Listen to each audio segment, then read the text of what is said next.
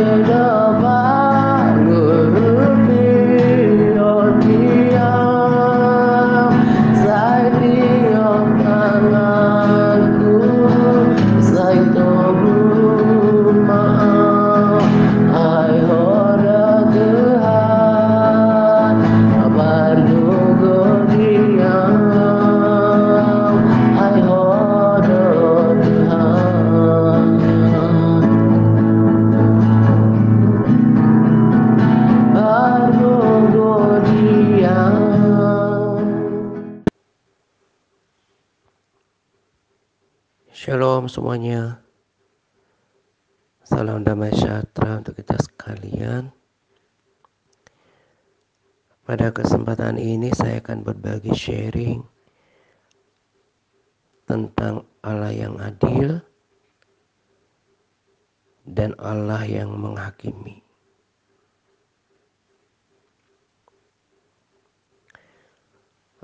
Kemarin lusa saya kemarin tepatnya membaca firman Tuhan tentang tema ini gitu.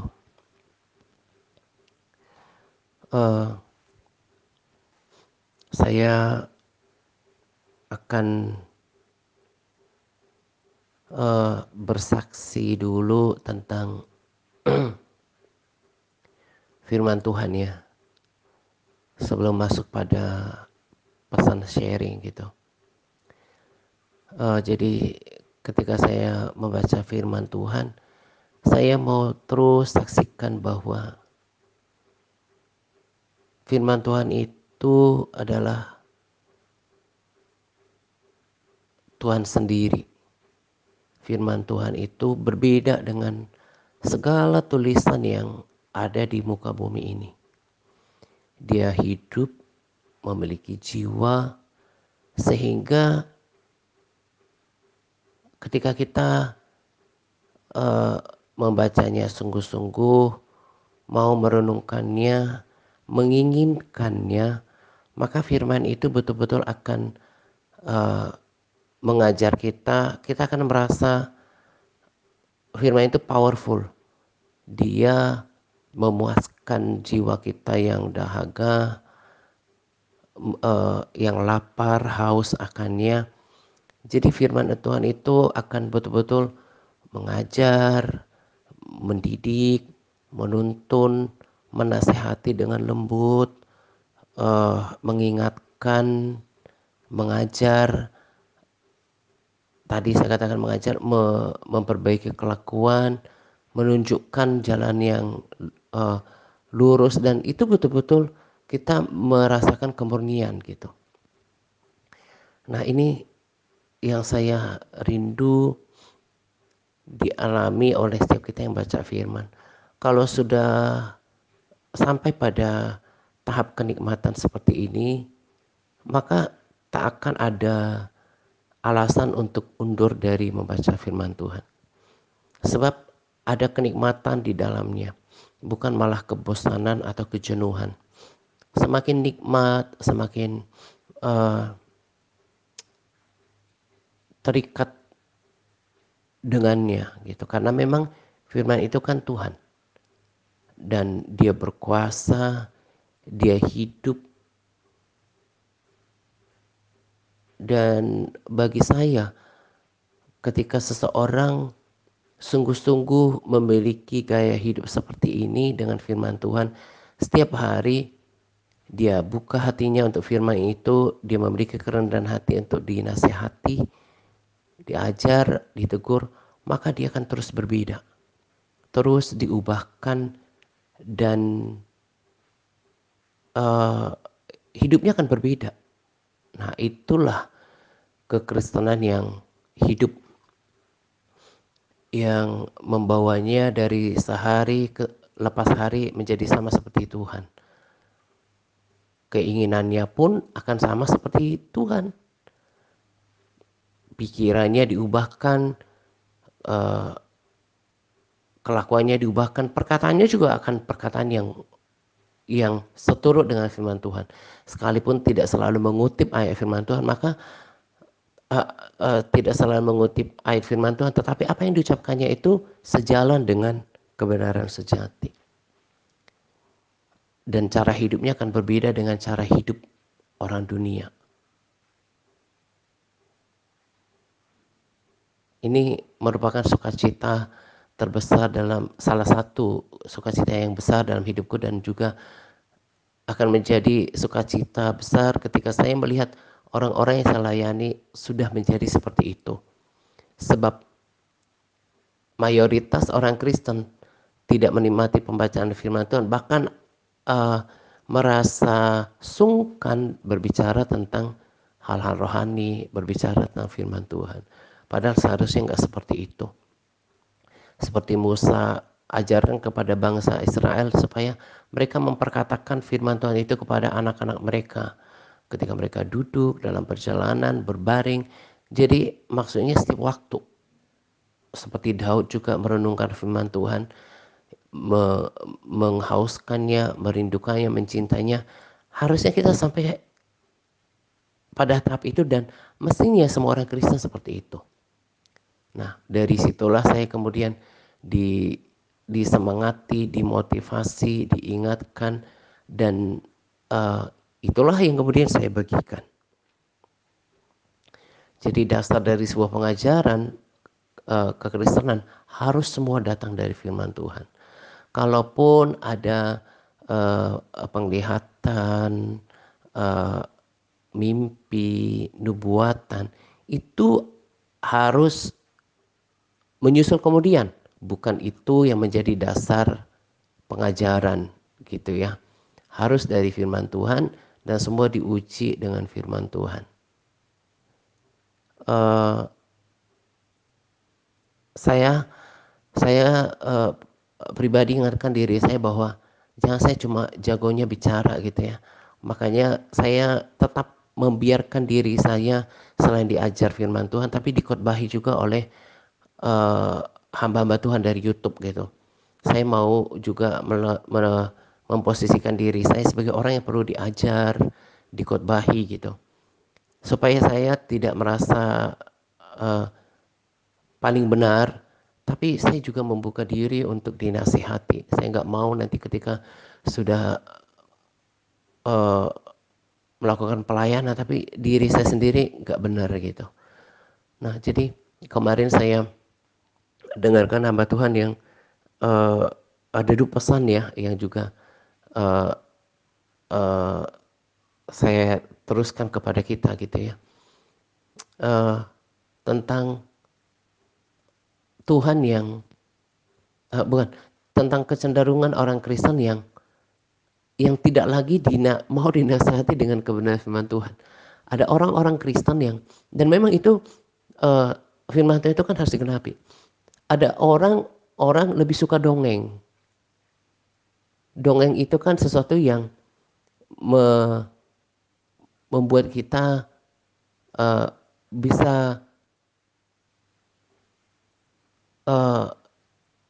membawa kita dalam hayalan.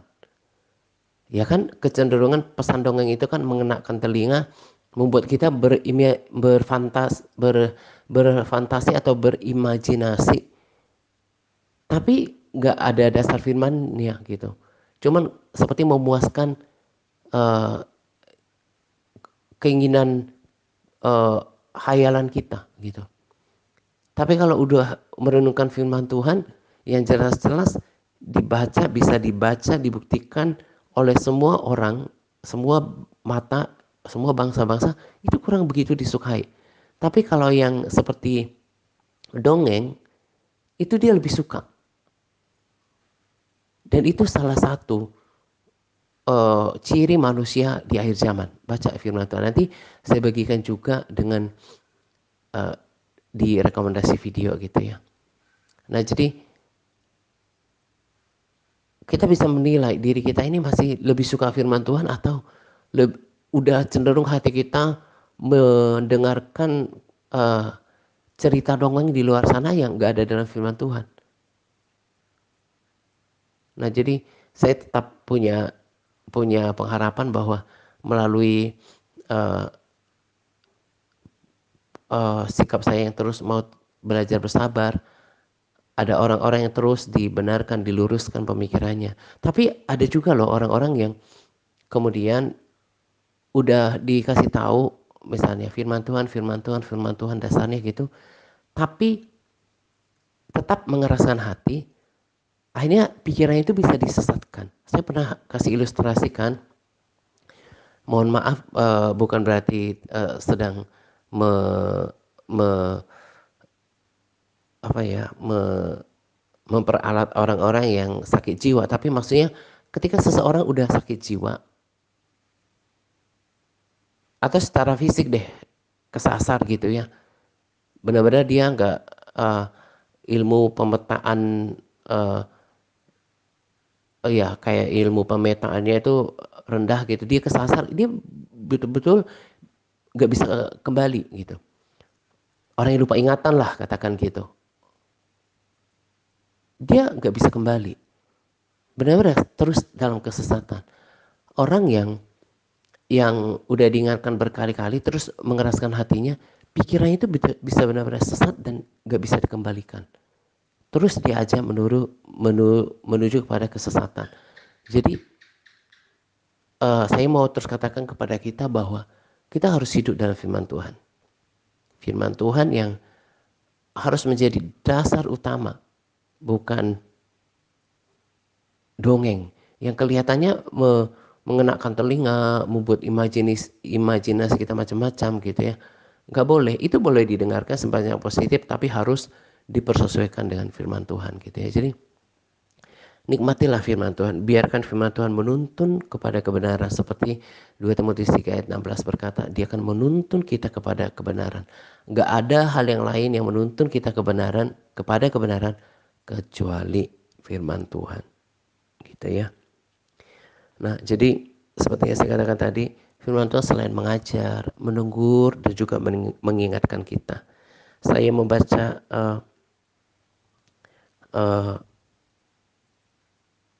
di Mazmur 9 ayat 9. Dialah yang menghakimi dunia dengan keadilan dan mengadili bangsa-bangsa dengan kebenaran. Oh ya, salah satunya juga yang tadi saya dengarkan dari YouTube adalah bagaimana Tuhan adalah Allah yang menghakimi. Kebanyakan atau mayoritas serta kecenderungan orang Kristen hanya melihat Tuhan itu sebagai Allah yang baik, Allah yang mengasihi, Allah yang mengampuni, dan itu benar dan tidak ada yang salah dengan itu. Tapi lupa kalau dia adalah Allah yang menghakimi, dan Tuhan itu ya sempurna. Jadi dia tidak uh, berlaku curang, tidak pilih kasih, tidak lantas kemudian karena umatnya berbuat curang lalu dibela, enggak.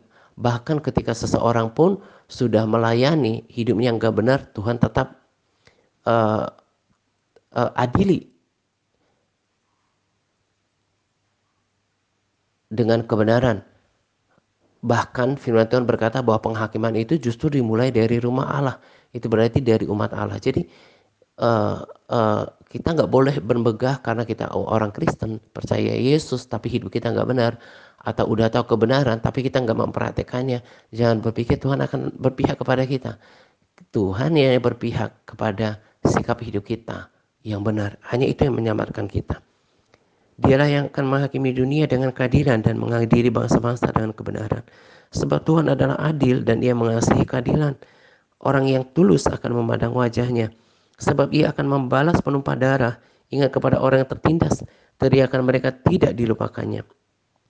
Keinginan orang-orang tertindas kau dengarkan ya Tuhan. Engkau menguatkan hati mereka, engkau memasang telingamu untuk memberi keadilan kepada anak yatim dan orang yang terinjak, supaya tidak lagi manusia yang di bumi yang berani menakut-nakuti. Saya tulis di situ bahwa beberapa ayat firman Tuhan di atas menunjukkan bahwa Tuhan mencintai keadilan dan ia akan menegakkan keadilan. Itulah sebabnya Tuhan akan menghakimi bumi dan bangsa-bangsa. Oleh karena itu marilah kita takut akan Tuhan. Jadi orang-orang begitu tidak sadarnya ada Tuhan yang memperhatikan seluruh kehidupan kita. Di Capas juga saya tulis ayat-ayat firman Tuhan, hanya beberapa dari ayat firman Tuhan. Ini karena baru saja saya baca gitu ya, belum lama gitu.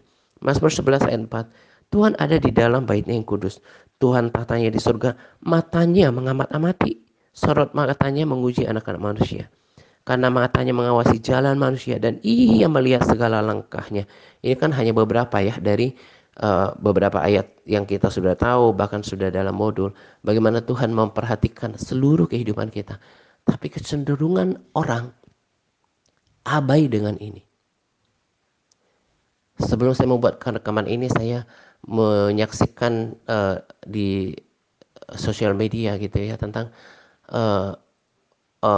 ada orang yang kemudian uh, sedang menghadapi tuntutan hukum gitu ya, sedang akan mempertanggungjawabkan perbuatannya.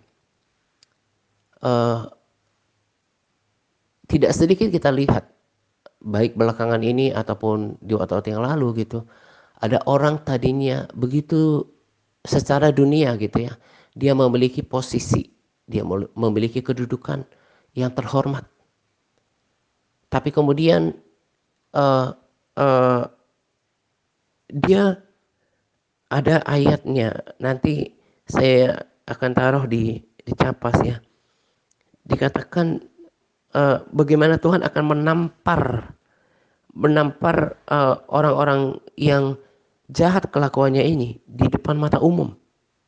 Jadi orang-orang yang berbuat jahat benar-benar dipermalukan. Saya lihat bahwa ketika orang-orang ini yang melakukan kelakuan yang bertentangan dengan hukum dan kebenaran dan keadilan ini, diperlihatkan mukanya di depan umum. Bahkan mereka diberikan baju tahanan. Betapa kemudian hinanya mereka di depan, dan sangat menyakitkan di depan orang-orang mereka kasihi gitu ya. Di depan jutaan mata mereka digiring, dan walaupun belum diputuskan, tapi kan sudah ada dakwaan atasnya bahwa dia didakwa dengan sejumlah kejahatan gitu ya. Itulah yang dikatakan firman, dia akan ditampar di depan umum. Dan tadinya dia memiliki kedudukan yang terhormat, tapi oleh karena kejahatan hatinya yang sudah sampai di hadapan Tuhan gitu ya, dia menghadapi proses pengadilan yang memalukan dan nanti ditinggal di dalam pesakitan. Dan yang ada di pikiran saya itu pun sudah sangat menyakitkan. Dan kalau hukum ditegakkan dengan keadilan gitu ya, ada praktek yang benar gitu ya, sekalipun nanti dia masuk dalam pesakitan gitu ya, tapi kan di pesakitan hukum manusia nggak ada api, nggak ada uh, uh, ulat, nggak ada nggak ada api yang tidak ada, tiada padam, ulat-ulat yang tak akan mati, dan nggak ada belerang. Tapi itu pun sudah menyakitkan. Dan nanti kalau orang-orang ini kemudian nggak sempat bertobat gitu, akan masuk lagi ke dalam penghakiman yang tidak akan pernah ada bandingannya. Sangat mengerikan. Maka kita harus takut sama Tuhan. Kita harus tahu bahwa Tuhan itu akan mengadili.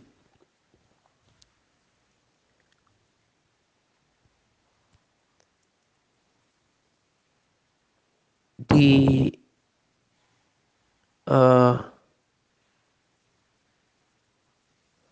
Ibrani 4 ayat 13 berkata, dan tidak ada suatu makhluk pun yang tersembunyi di hadapannya. Sebab segala sesuatu telanjang dan terbuka di depan mata Dia. Ini juga sama dengan yang tadi ya, bagaimana Tuhan melihat kita. Yang kepadanya kita harus memberikan pertanggungjawaban. Pertanggungjawaban jawab. Sebab kita harus menghadap tahta pengadilan Kristus.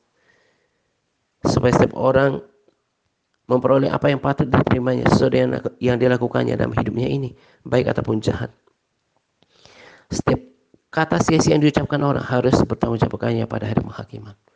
Kita bisa menyaksikan banyak orang, entah itu orang yang percaya Tuhan atau percaya pada Yesus atau tidak, terlalu mudah mengucapkan kata-kata yang sia-sia, kata-kata yang kasar, kata-kata yang menyakitkan, kata-kata penghakiman, gosip, menuduh. Dan dia nggak tahu kalau perkataan itu direkam, tujuannya untuk apa? Dicatat semuanya, tujuannya untuk nanti dipertanggungjawabkan pada penghakiman. Ayub punya nasihat yang baik. Oleh karena itu, kamu orang-orang yang berakal budi, dengarkanlah aku, kata Ayub. Jauhlah daripada Allah untuk melakukan kefasikan dan daripada kekuasaan untuk berbuat curang. Malah ia mengganjar manusia sesuai dengan perbuatannya dan membuat setiap orang mengalami sesuai kelakuannya. Sungguh Allah tidak berlaku curang. Ia Maha Tinggi tidak akan membengkokkan keadilan.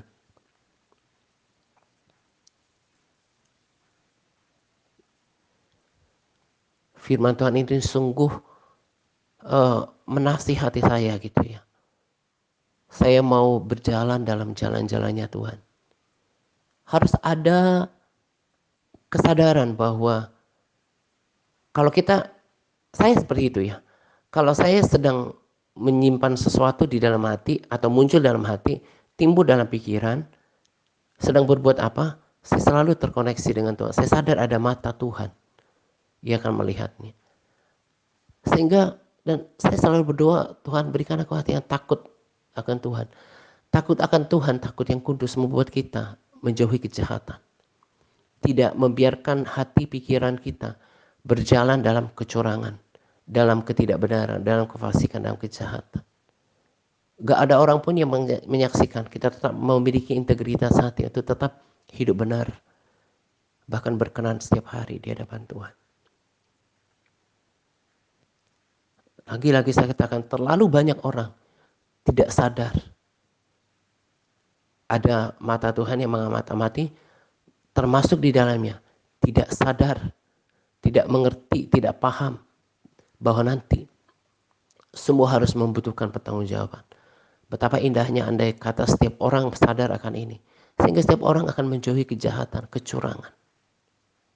Kita yang udah mengerti kebenaran, kita renungkan ini. Kita harus berhati-hati dalam hidup. Menyimpan apapun dalam hati. Dan menjaga pikiran kita. Perkataan dan perbuatan kita. Itu yang perlu dijalankan. Itu yang perlu sungguh-sungguh diperhatikan. Makanya firman Tuhan berkata, perhatikan dengan seksama bagaimana kamu hidup.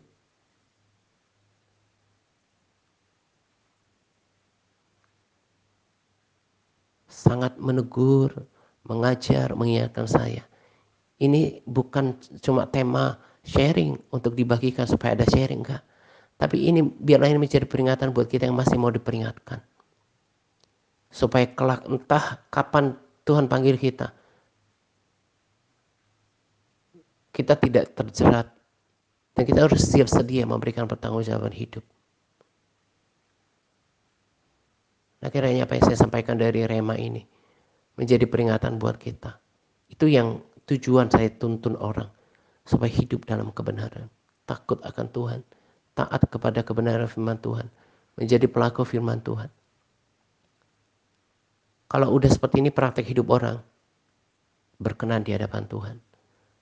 Dia akan masuk dalam kebenaran. Dan pembenaran daripada Tuhan.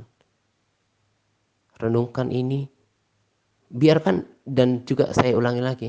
Biarkan firman Tuhan mengajar setiap hari.